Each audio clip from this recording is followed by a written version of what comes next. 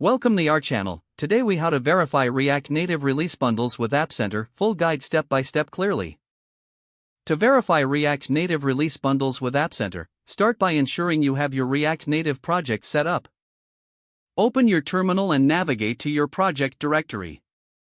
Build the release bundles for your app using the command React Native bundle. Specify the platform, for example, Platform iOS or Platform Android. Set the output directory where the bundle will be saved. Use the flag dev false to ensure it is a production bundle. Once the bundles are created, open AppCenter in your web browser. Log into your AppCenter account or create a new account if you don't have one. Select your application or create a new one if necessary. Navigate to the Build section in AppCenter. Configure the build settings according to your project requirements. Upload your generated release bundle files to the appropriate build section. Ensure you include all necessary assets and configurations. Initiate the build process by clicking the Build button. Monitor the build progress in the AppCenter dashboard. Once the build is complete, check the logs for any errors or warnings. If there are no issues, proceed to the Distribute section of AppCenter. Select the appropriate distribution group for your app.